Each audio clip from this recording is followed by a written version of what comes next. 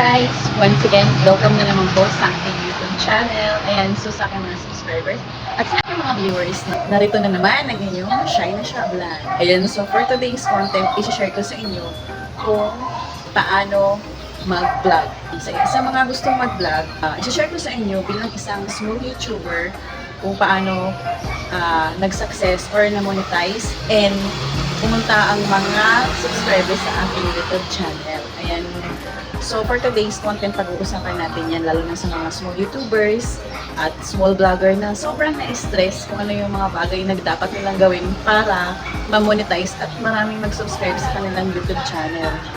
Ayan. So, dahil naisip ko, ang content na to para makatulong. So, ito yung pinakamabisang paraan or effective na paraan na ginawa ko sa aking YouTube channel na kahit mag-upload ako, mayroon namang nanonood at may nagsusubscribes pa rin na continuous sa aking YouTube channel. Ayan, so ang ginawa ko, of course, dahil hindi naman tayo sikat na artista, katulad ng sinabi ko, tayo ay small YouTuber at hindi pa kilala as vlogger.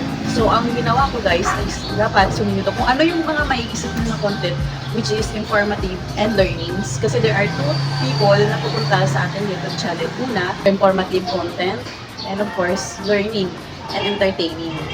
Kaya sila pumunta sa ating YouTube channel dahil gusto nilang matuto, like learning and entertaining. Learning, so kailangan as a small YouTuber, kailangan meron kang mga content na may informative or may learnings or pwedeng pagkakuhanan ng ideas ng mga subscribers at ng mga viewers. At kung kumuha ka ng content, kailangan gamitin mo yung magic words na ginagamit ko na, which is really effective guys. Yung paano, yun po yung paggawa ng title. Kasi ang mga pupunta sa YouTube channel, usually gusto nilang matuto kung paano. Ayan. So, kung gagawa ka ng title sa inyong YouTube channel, dapat yung may paano. Kung paano gagawin, halimbawa, kung paano mag-vlog. So, itatype nila yan sa YouTube para magkaroon sila ng idea kung paano sila mag-vlog. Yung katulad sa content ko, paano maging isang YouTuber o paano mag-success ang vlog ng isang small YouTuber.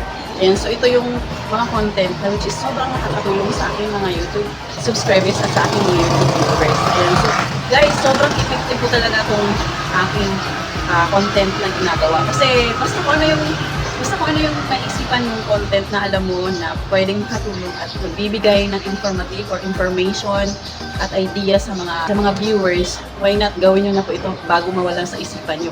Kasi promise, ito po talaga yung ginagawa ko na which is effective na marami pa rin nagsusubscribe sa aking YouTube channel dahil hindi mo na mamalayan na mas dumadami na pala ang views and meron po akong content sa YouTube na hanggang ngayon continuous pa rin ang views dahil maraming nagpupunta sa aking content na yun dahil yun po ay learning and entertaining. Ayan, so maraming salamat sa aking mga viewers at sa aking mga subscribers. Sana patuloy kayong pupunta sa aking YouTube channel. Ayan.